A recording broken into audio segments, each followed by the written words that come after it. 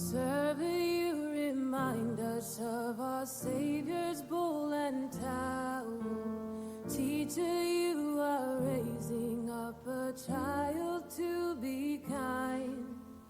Lawyer, give us hope that justice one day will surround us. May God's kingdom come, on earth His will be done. Ephesians 4:25 through 29 in the Christian Standard Bible say, "Therefore, putting away lying, speak the truth, each one to his neighbor, because we are members of one another. Be angry and do not sin. Don't let the sun go down on your anger, and don't give the devil an opportunity. Let the thief no longer steal. Instead, he is to do honest work with his own hands, so that he has something to share with anyone in need. No foul language should come from your mouth, but only what is good for building up someone in need, so that it gives grace to those who hear." In the book of Ephesians, St. Paul is explaining what it means to be the church. And before this pericope, Paul wrote that the church is to work together in all of our different roles. Here, St. Paul insists that the church builds one another up in word, deeds, and ties to our occupational work. In this idea, he ties them together. Josh, how do you think that we, the church, present ourselves in work ties to the idea of building up one another? Yeah, a lot of it I think comes down to pride, which I know is kind of a tricky word because there's a bad pride and a good pride, and what do you mean by that? All of the things when you come to like what it means to be the church, gets to like what it means to be saved, gets to like what it means to like that God is part of us, right? And each of us are part of the church, each of us individually, and it's complicated. But the truth of the matter is, if my fellow Christian is going to his work and cussing out all of his teammates and all this stuff, then coming back into the church, well, I'm a part of him. You know what I mean? Like, we're not individually saved. We're in relationship with one another, and that relationship to each other and to Christ defines what it means to be the church.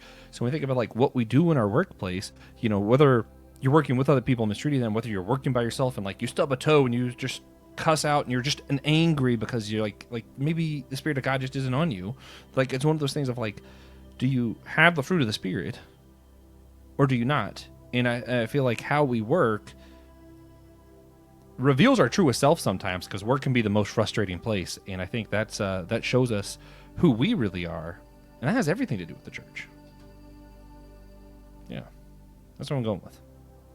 Yeah, it's good stuff.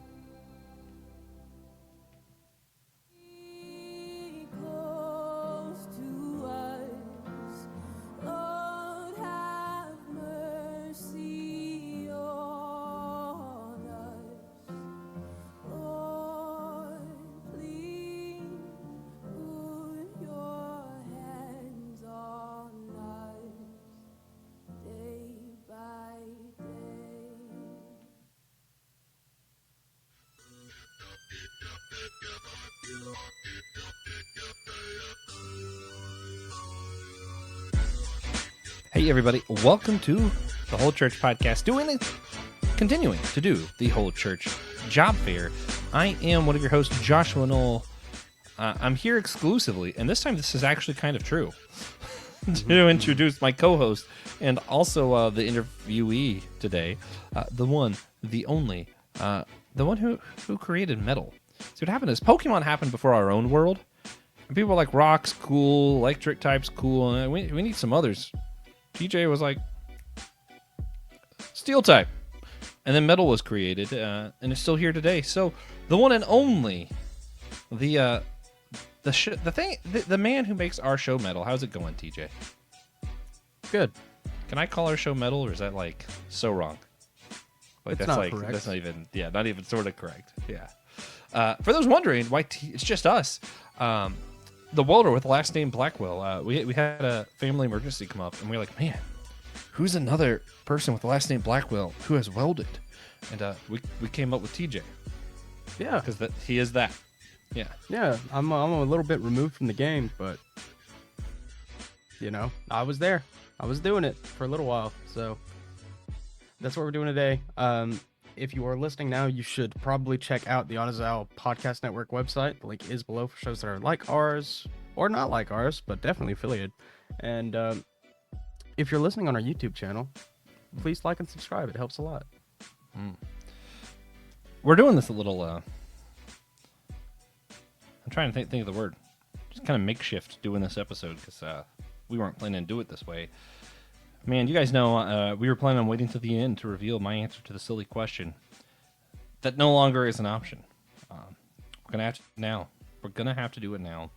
I know that my favorite form of unity is silliness. So TJ is now going to ask me the silly question for the series. Again, brought to you by the one and only Samantha Perez. I feel like I'm doing like a sponsorship. She doesn't sponsor us. We just have to mention her because she's cool and came up with the question. Yeah. So today's silly question, and this is just for you. Is a hot dog a sandwich? I'm going to say no. But I feel like it's one of those where, like, yeah, technically it's a sandwich, and it's one of those things where, like, you can bring in all the definitions and really overthink it. And this is like I'm tying in, like, the Taoist thing I've been doing lately, where it's like sometimes it's a little bit of simplicity to stuff. And I think realistically, if I had friends over and they were like, yo, let's grab sandwiches, and I offered them all hot dogs, that's probably not what they meant. So I'm going to go with a no, just based on the colloquial use, you know? So what ways, if any, do you think that this question could be relevant to your life? It reminds me to not overthink things. And I think that's important. That is important. That's a good lesson. Yeah. I made this silly question way too quick, I feel like. But, you know, sometimes you just, a little bit of silly does it, you know? Was a spoonful of medicine? Something like that? Yeah. No, Spoonful of sugar medicine. helps Yeah, the no, medicine. spoonful of medicine helps the sugar go down. See, that Jeez, thing dude. never made sense to me. Like, because as a kid, NyQuil's like delicious. That's accurate. But anyway, the reason we're doing this series, guys, is as you may know as listeners, that a lot of our listeners, probably you, are pastors, theologians, other church leaders, people who attend seminary or teach seminary, those kind of things. And we believe our church leaders could benefit from hearing more and learning more from other people in different occupations that are maybe outside of ministry. And that's what we've been doing, just asking people about their day jobs and whether or not some of the stuff we've been arguing about in seminaries and in churches are actually relevant to their lives or not. And TJ's going to go dive into his memory banks to remember what it was like to be a welder and tell us whether or not any of this stuff is relevant. It's going to be fun. First and foremost, though, TJ, our listeners who've never listened to the show before, wildly enough, can you tell them about the church you go to or the faith community that you find yourself in, or like maybe just a little bit about your faith journey in general?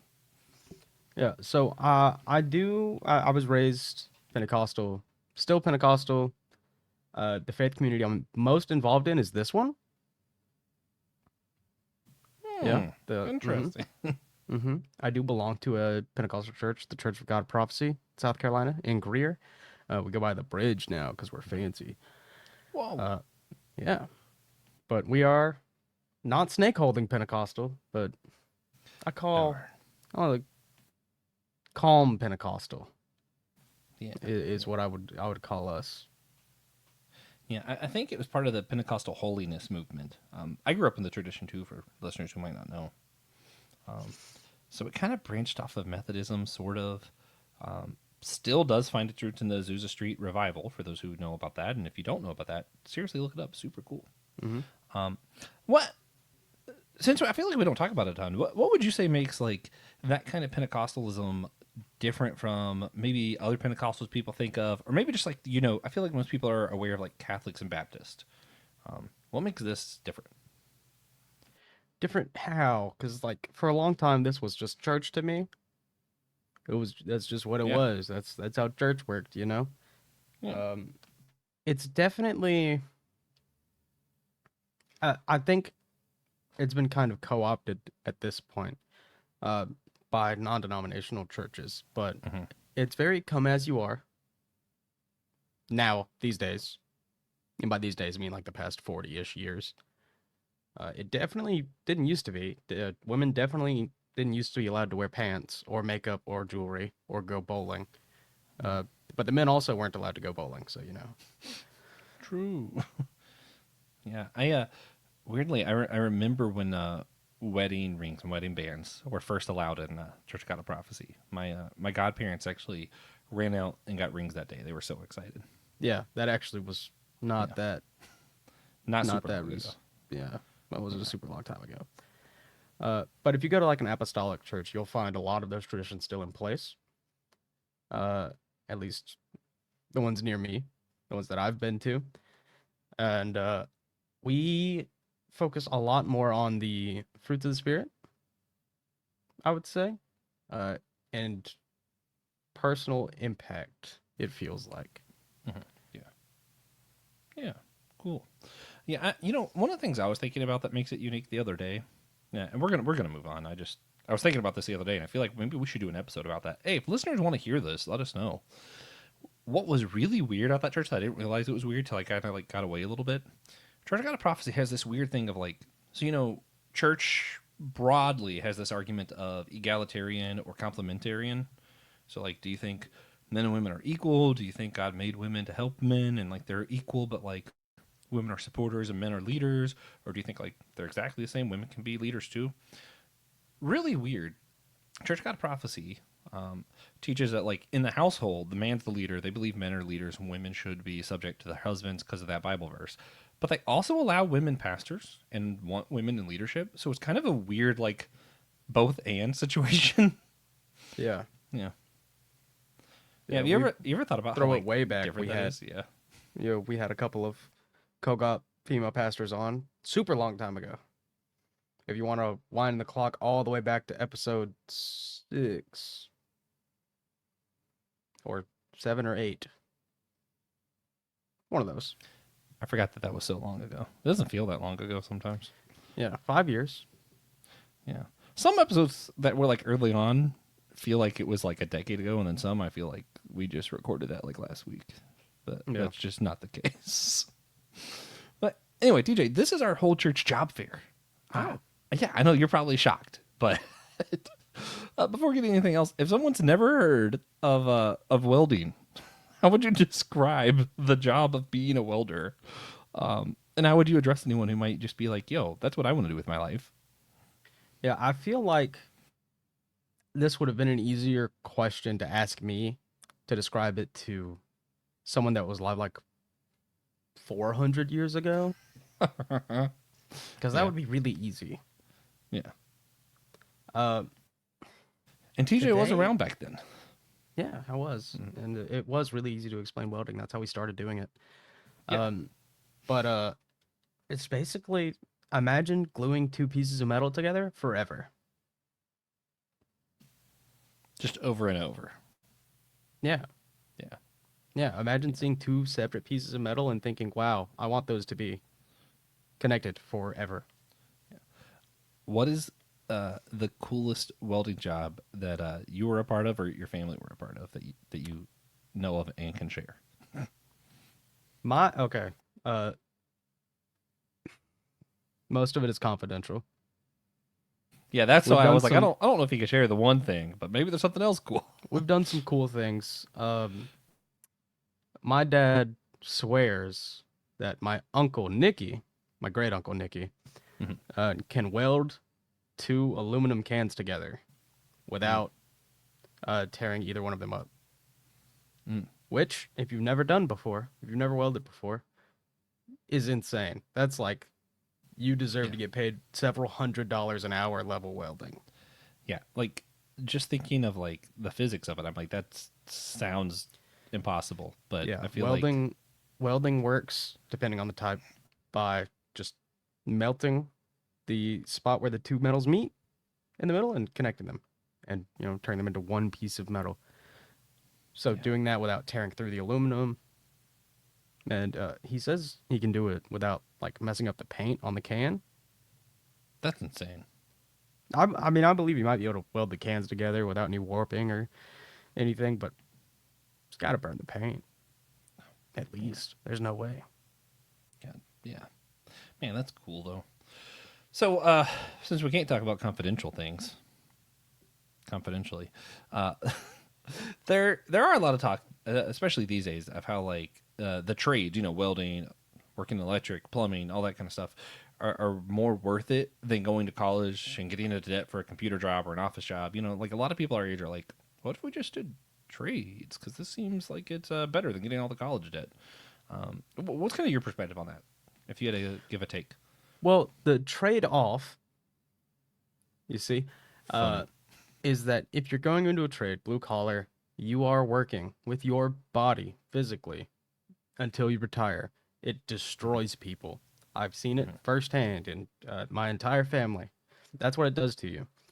And what really determines if it's worth it is what you want out of your life. Is that a fun way for you to live? Like that's fine for a lot of people, you know. They don't need to be healthy or able to like squat when they're 45. That's for the plumbers and the electricians. But I don't know some healthy electricians. They don't really. I'm not going to start any trade wars here in our comment section, but yeah, totally. Electricians also work super hard. It just depends if, you know, you are financially aware of what college is going to do to you and you're willing to live with that. And honestly, it's a really good way to build credit, paying off your student loans. But it really depends. I don't think it's worth it. I went to college. So Yeah. there's your answer. There's your answer for me personally is I stopped welding. Yeah. On purpose. It wasn't even an accident. Yeah. Yeah. No, I kind of think of like that this is really weird. C.S. Lewis, Surprised by Joy. Everyone's so shocked I brought up C.S. Lewis, right? Oh, wow, surprising. But he talks about how like he went to college and just really, really sucked at it and kind of failed. And it's like the thing he describes, I'm like, that just doesn't exist. Where like he basically ends up finding a man who's like basically does like what a trade mentorship does, but with books. And he just learns that way, gets his degree, does great. And I'm like, man, if only that existed. That would be so cool. Yeah. Yeah, I do want to add though, did I lose it? I think I lost it. Never mind. No, I will say it. The big difference for young folk, trades, you start getting your money a lot faster. That's a big part of it for a lot of people. Money's And if you nice. were willing, I think honestly the best option is to take classes online or at night to get that degree while you're working blue collar. Work blue collar for a few years, make some decent money, and get a degree at the same time, and then work that cushy job with the degree. But if you just really love welding, like if you take that career center class in high school, which is probably the easiest way to get into it, then stick to it. Does most of your family still like enjoy doing it, or they just do it because that's what they've always done? Or like, what's your take on that? I think it's mixed. Yeah, that makes sense. Yeah. Okay, cool. I don't know that much about welding, so I feel like I haven't actually asked you that much. I mean, I know you melt metals and stick them together. That's pretty much it. That's pretty much all there is to it. Yeah. What like are there anything like that maybe like normal people and other not normal people, like that would be normal in welding that anybody who doesn't do welding is like, yeah, that makes no sense. Like you brought up the two cans thing welding together, and I think literally no one who hasn't done welding has ever thought about how hard that would be to do. And like I'm thinking about it, I'm like, yeah, that's never occurred to me. That sounds crazy. Is there anything like else though that's like normal in welding that everybody else would be like, whoa, I would have never thought about that? I don't know. It's hard to think because like Because you grew up in it, so it's just normal to you. Yeah. it's I know one of the things, and I know other welders can probably relate to this, but if you see someone welding and they catch on fire a little bit, you don't tell them. You go distract them and see how long it takes them to notice. I heard you mention this in another podcast recently. And Yeah. I'm confused. Like, how Really do they funny. not notice? Do they not feel that they're on fire? It's hot. It's hot. You're just constantly hot. Okay. But Okay. you're also wearing, probably, hopefully, pretty thick pants, thick boots, overcoat, gloves. Okay. Like it's hard to notice. So they're not like in danger when they catch on fire. No. I mean, not Fire's like an not insane dangerous. amount of dangerous. Yeah. You know what I mean, though. Like you're not just watching them die and like, let's distract them while they burn to death. If he's got like, his pants are smoldering a little bit. Yeah. Oh yeah. You that's don't make it. That's any the part. jokes But about also, liar, liar, pants on fire, any of that. no. You just talk to him, distract him. But a lot of what I did was parts welding, and you'd be amazed how much of the work isn't as precise as you would think. Like it is incredibly. But for parts welding, what we do is make the mold, machine all the pieces, and then just slide them in, slap them together. Nice. Well, but there is still some degree of skill to actually combining the pieces without ruining it, making sure it actually fits the tolerances you need it to.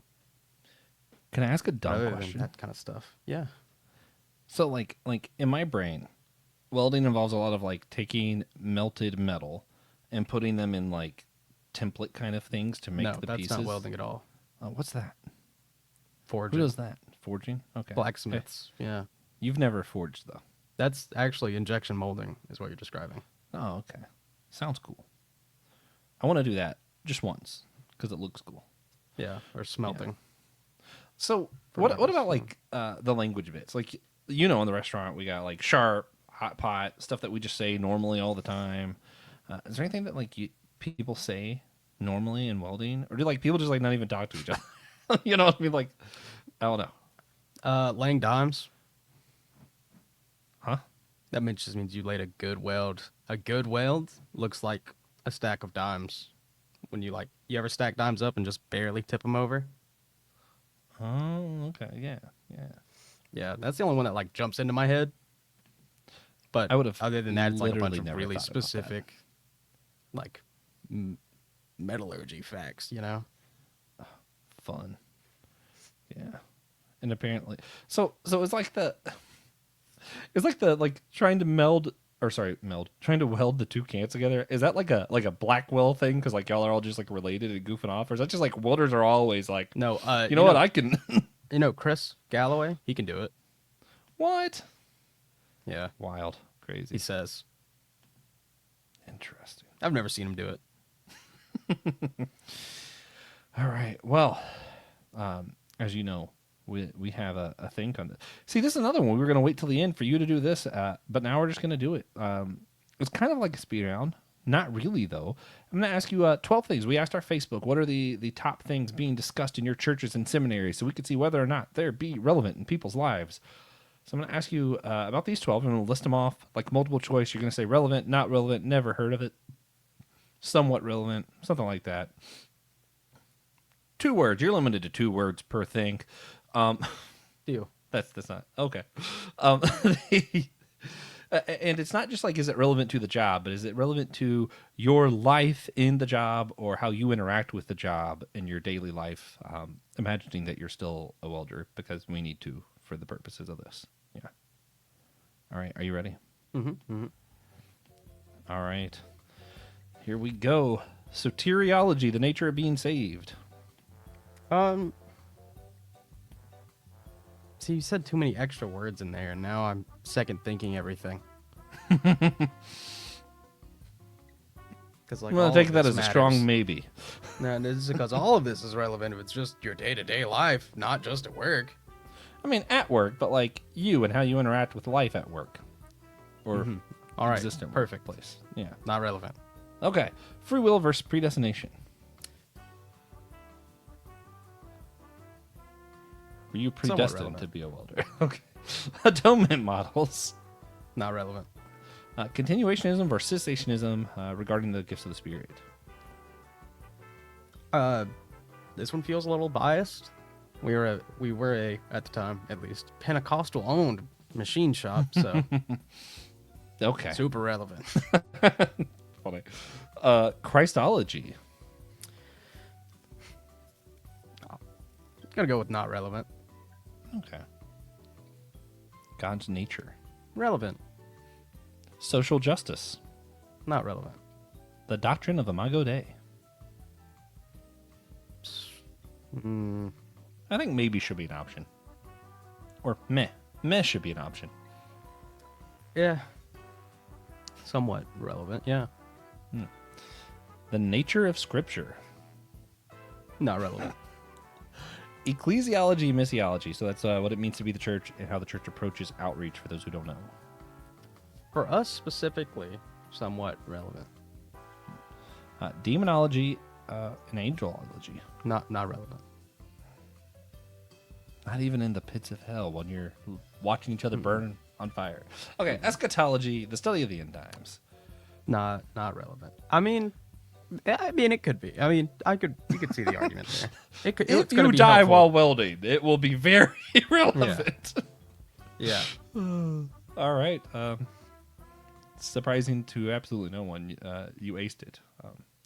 A man of few but poignant words stays true to his. I would say his legacy. His I don't know. Anyway, I can't think of the correct word, so we're going to move on. If you had to pick one or two, we'll do two of the above because I know you can keep it quick. Theological topics that you think are relevant to your the day-to-day life of a welder. Just to talk a little bit more about. They don't have to be the ones you think are most relevant. Just two that you think would be fun to talk about. What would they be? Okay. So probably God's nature and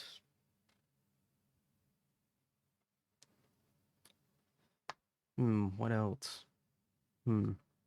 What else? There was one that you were like, and you couldn't decide. What one was that? I want to hear about that. Was it Christology? Eschatology. Oh, okay, let's do that. God's nature was the first one probably you that. said, right? Yeah, God's nature. Okay. Tell me about why you think that's relevant to the welder. Well, God's nature is just kind of something that you do think about, right? And at least me personally, mostly parts welding. I'm sitting there, it's pretty monotonous, and I'm getting a sunburn inside because welding sucks. You sound a little biased. Yeah. Yeah. But also, I mean, the masks are cool. It was fun to have a mask. Like project your personality onto the mask. That was a fun part. Also, the job itself wasn't that unfun, but God's nature, right? That's what I came here to talk about. Yeah. So, like, I don't know. For you, I want to know why it's relevant, but I'm also kind of like, when you hear God's nature, are you thinking more stuff like the kind of God he is? Like, is he joyful love? Or are you thinking more of like what kind of thing God is when you think of God's nature? You know what I mean? Yeah, mostly what kind of thing, because welding, right? I'm taking two pieces of steel and combining them together. Steel does actually exist naturally, but very, very small quantities. So most of the steel is not natural. It's a combination of two other metals. And welding, if you ask anyone that knows what they're talking about, they're probably going to say welding is completely necessary for today's day and age, because it is. Oh yeah, definitely. And we that's literally why couldn't even have they our paid mics so much. without that. Yeah, absolutely. Well, maybe. Probably. Yeah, but completely necessary for the continuation of society as it is. And welding is such a complicated process. We're using noble gases delivered in huge trucks that get welded together with noble gases. But Funny. to bring in, heating them, sometimes adding another medium, that's stick welding or TIG welding, just to combine other pieces of metal to go make other machines. And it's just something that I would think about sometimes. It's like, what? Like, I know God isn't human, because how far back did you have to see? And this also kind of depends on your view of creation. It's like, yeah, no one could possibly have thought that far ahead to make all of these things work together like this. That's actually, yeah, that's really interesting. Okay, then. Okay, I like that.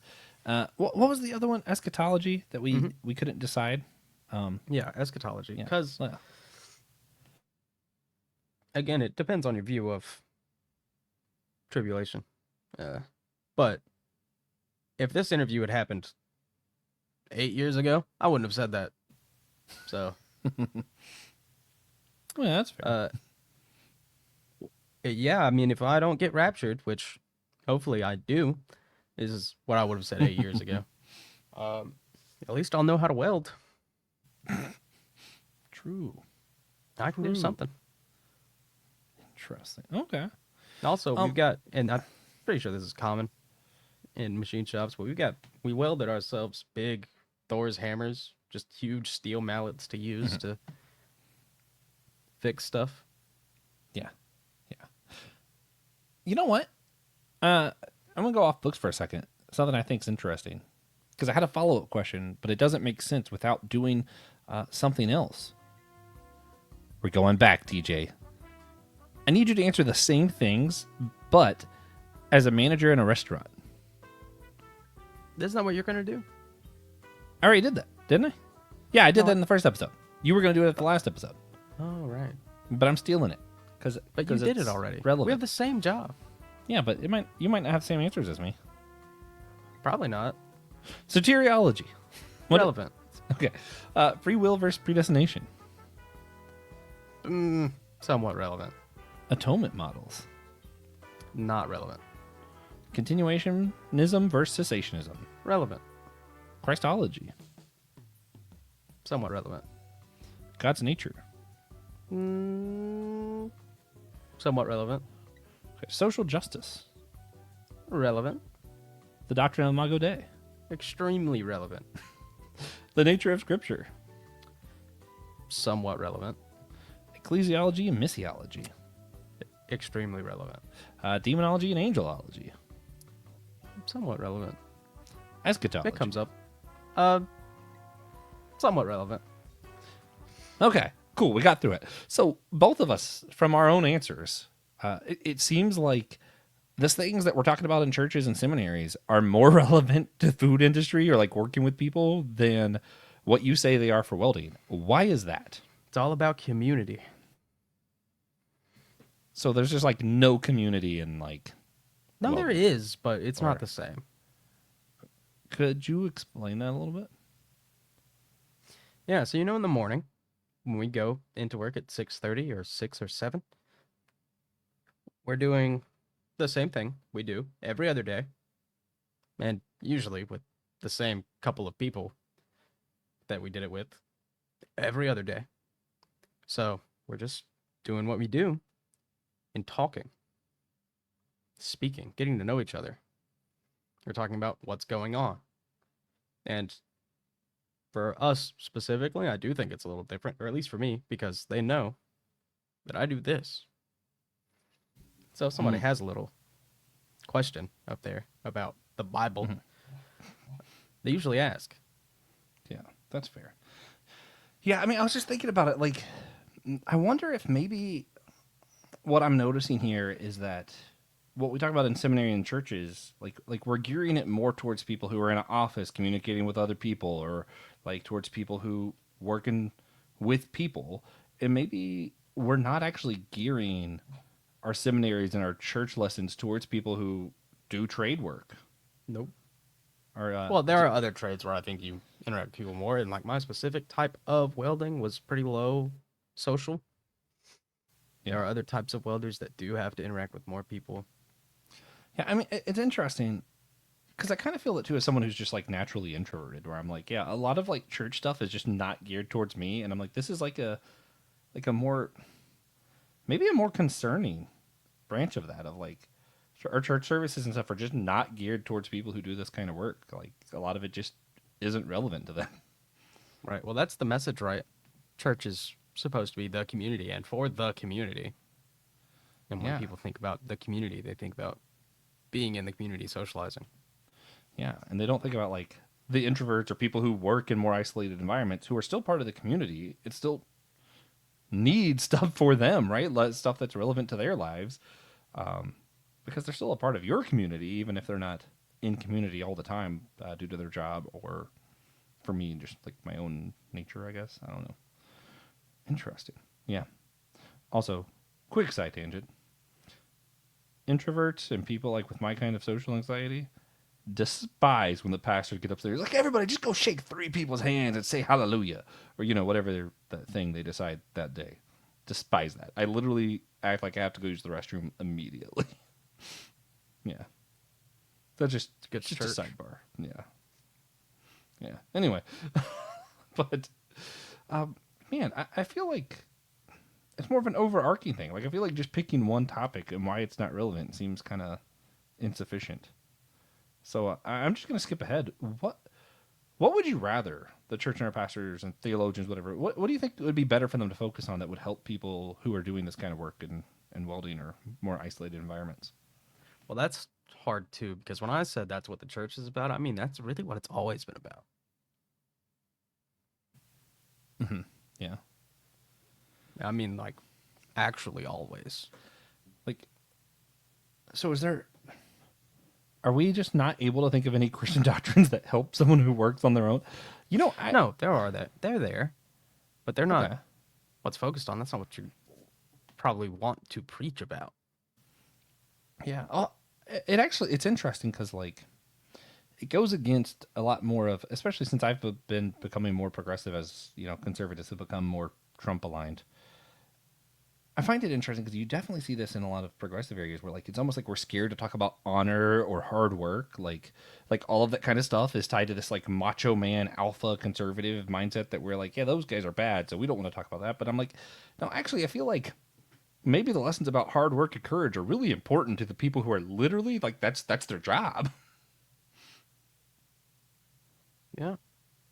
Yeah, I agree. So So, I mean, those lessons that are taught in the Bible, which is, like self-respect, hard work, honor, love.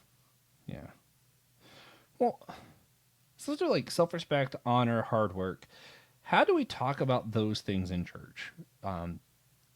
For those of us who are like, we don't want to be preaching, let's go be the alpha male and here's God's word on manliness.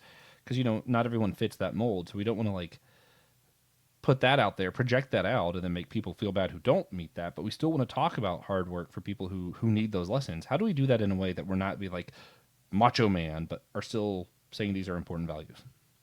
Well, thankfully, I don't have to figure that out because that's what pastors do. Yeah, but now you're telling them how to preach. Give them their sermon right now. I'm not. I'm not doing that. But like Unless they support us on Patreon.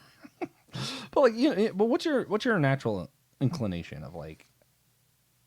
Because I know you've actually read some books about like the kind of feminism that still respects manhood without being that macho man kind of thing. So I know you do have some thoughts on this, but is there a way to like contextualize that in like Christian circles that we're able to use that kind of thought process?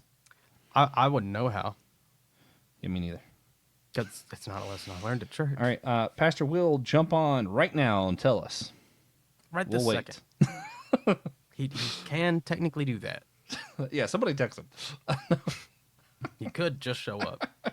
That would be so funny if that happened right now. Yeah, I don't really have an answer either. This conversation that was not scripted has me really convicted that we need to figure that out, though. How to talk about hard work, self-respect without macho man, alpha, this is what every man does. Because it's still important to talk about hard work without isolating and making other people feel neglected who don't fit that. I don't know. That's difficult. We discovered something difficult. Congratulations, everybody. Have fun with that. TJ, all of us see the world through different eyes, right? So I'm just going to ask you, is there anything that you think that welders, or when you were a welder, that you saw that maybe some of our pastors, church leaders, theologians might benefit from seeing for themselves or learning more about? You can also answer that as someone who works in food, or both. I would rather answer as someone who works in food, but I could. I think it'd be helpful for a pastor to just be in the space for a little while, like in a machine shop or in the field with a welder, or like, and some pastors do get to do this, but being the chaplain, like on an oil rig where they might have saturation divers, saturation welders.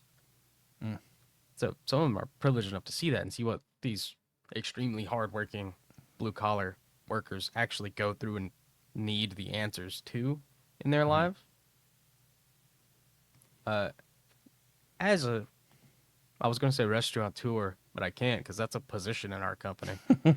Yeah. As food management, I think everybody. Okay, so you know how some countries do mandatory military service, like Finland, Korea. You have to go to the military for 2 years. Yeah. I think everyone should have to work in a restaurant. Correct. Not like 2 years, maybe just like 4 months. See, but then the problem is like, which restaurant really wants to deal with these people who don't want to be in the restaurant? Because those workers suck. Doesn't matter. True. It's going to be a whole bunch of people every year. Accurate. Because, you know, and I don't want it to be like 16-year-olds either. Yeah, But it probably would have to be like the 16, 17-year-olds. Or like 18 to 20. We start college at 20 now. Yeah. Everybody until they're in food. They're just I agree. I agree with that. working the line. Yeah. But I don't like that plan in actuality because I don't want to enforce the idea that restaurants and fast food and fast casual food are just for teenagers. Yeah. But I do think everyone should work in a restaurant for at least a little while. Yeah. Yeah, Because if you get a hungry person that's having a bad day and ask them to wait for something, you're going to see the worst side of them. So true. Was there anything, having gone from that kind of work environment in welding, where you were a little bit more isolated, and then going to a restaurant where you're with people all the time that like genuinely surprised you? I know you know most things, so probably not. No. No. Yeah. For those who don't know, if you've watched Adventure Time, TJ is the character who has approximate knowledge of all things. Yeah. But man, see, it's hard to keep doing a podcast once like I actually feel convicted about this, where I'm like, I now feel like I have to figure out how we can talk about hard work and all this stuff without getting into the macho manness, and I don't have a good answer, and I hate leaving it at that. But I literally, I don't know. I'm gonna have to pray about that one. But TJ, is there any questions that maybe we missed that you think people might want to know about TJ or welding or food, maybe? This one's just for the young folk, but if you're wondering if blue-collar workers really do make that much money, the answer is some of them. The real answer is you can, if you're willing to work 80 hours a week. Which is also true in most other jobs, actually. Which is true in most other jobs. They just don't get the chance, usually. Yeah. Blue-collar? You're rarely going to get stopped from working more. Yeah. It's funny because, like, me and TJ are both work for Chipotle. We mentioned that in the first episode in the series. I was talking to another manager today about how funny I think it is that, like, right now they're cracking down on overtime with everybody. Literally, except for me. And I'm, like, actively trying to leave on time or early because I'm like, I got stuff to do. And for some reason, I'm the only one. They're like, we're going to force him to have overtime. But literally nobody else gets any. Yeah. It's great. So I keep trying to tell everybody else, all you have to do is not want overtime, and they'll make sure you have overtime. Mm-hmm. Yeah. Stop wanting it. That's the lesson for everybody. I never wanted it, ever. And now he I has hate all money. the overtime. 80 hours a week. TJ. Anyway. So, you might not know. This might be shocking to you. But we often end our episodes with a practical action question. I know you've probably never heard of it. But for this series specifically, though, instead of asking like something tangible people could do to help engender church unity, we want to ask, what could somebody in our church, whether it's laity or minstrel, what could anybody in the church do? Like a single person to help someone who is a welder in their daily life. If like I'm just like, hey, I want to be a blessing to my neighbor who happens to be in welding. Well, what's the best thing I could do? It depends on who you are. It's a different answer for different folks. You could buy their lunch, make their lunch, just talk to them, let them think about not work. Yeah. Imagine food and rest are probably big needs or desires. Mm-hmm. Yeah. Can I do it for restaurant side too? Stop eating out on Sunday. So true. So true. this is my cheat one for restaurants. I wasn't asked for, but I'm going to give it anyway. Figure out about what time shift change is, and don't show up then. Yeah. Like, True. 3 o'clock is usually a terrible time. People are like, oh, it's so slow. This should be a great time to go. No, false. Terrible time. Don't go at 3. Awful Actually, I think time. that applies to most work that involves people, like grocery stores, just basically anything. Don't go during shift change.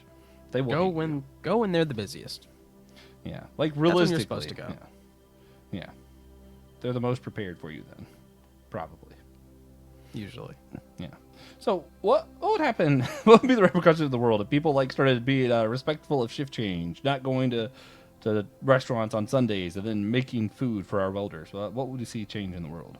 Well, I think actually what would happen is our communities would just naturally grow closer, and I don't mean like restaurants in the church or welders in the church. I mean the community, the people in your community would, you'd start to get closer with one another and just everybody.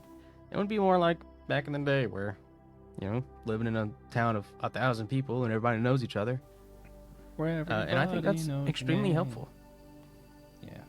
No, I like that though. I agree. Also, I would be much happier. Me too. You would make some welders and food industry people really happy. Yeah. That's the main thing. Yeah. Awesome. Well, DJ, I'm gonna let you take it over for God moments, I guess. Well, before we wrap up, we do like to ask everyone to share a moment where they saw God recently. What? whether I'm that be totally unprepared for that. Yeah. It's kind of a new thing, but Yeah, we I started think like episode 6, 5. yeah. Well, I've decided that you're always going to go first. What? Me? So yeah, do you have a God moment for us today? Yeah. I fantastic God moment. I'm gonna make it short. My 2 best friends came to see me last Saturday. Upon my request, it wasn't a surprise. It was the first time they got to see the house. Both of them did, and I think it's the first time all 3 of us were together in like a couple years or something. Like It's been a while. my wedding, probably. So probably like 5 years. So I don't know. It was really cool for me to kind of just be with them, and one of them were asking about like stuff they could bring and how we could like work on the house and stuff, and I was like, no, actually, let's just be. And I don't know, something about not having an agenda and just getting to be together was, I don't know, it was a God moment for me. Reminded me I needed rest. I got rest, and it reminded me that being close to your friends, even physically, is just, it's important, It is important. Yeah, so what's your God? Not that. What? Did you have friends visit you? Yeah, almost. Yeah, it's actually the exact opposite of your story. Oh, okay. Yeah. Yeah, that's cool. Yeah. So, please consider sharing this episode with a friend, share it with an enemy, share it with your cousins, share it with a welder. Especially your welders. Always tip your welders. But actually, if you are getting like personal work done, like you're paying a dude to come weld your cat on a car, not a real cat. You can't weld skin. You can tip that dude, obviously. But you should rate and review the show. Podchaser, Good Pods, Apple Podcast, Spotify, whatever you're listening on. Spotify does have a comment section now for podcasts, which I didn't know about because I don't typically listen to podcasts on Spotify. Yeah, podcasts. Or any platform. Who listens to podcasts? Not me. Crazy. Yeah. Guys, speaking of which, if you're one of the crazy people who do listen to podcasts, check out the other shows in the Unsound Podcast Network. It's on our website. It's in the show notes. You find some other thoughtful Christian podcasts. I recommend My Seminary Life in the Homily. Pastor Will's just homilies. They're great. I love Pastor Will. Yeah.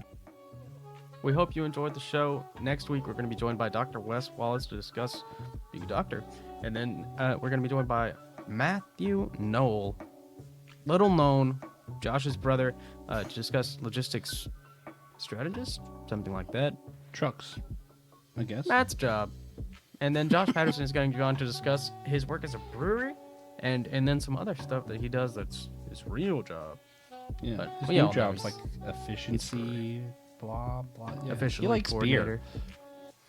What else do you need to know about someone other than liking beer? Yeah. At the end of season 1, Francis Chan will be on the show, maybe. Yeah, he probably doesn't like beer as much as Josh, Probably. Probably. Not. Almost certainly not. Actually. but he should still be on the show. We might drink beer. He doesn't have to though. He's invited to come and not drink beer if he wants. Yeah. You know, whenever he wants. Actually, we'll end season 1 as soon as he wants to come on and drink or not drink a beer with us.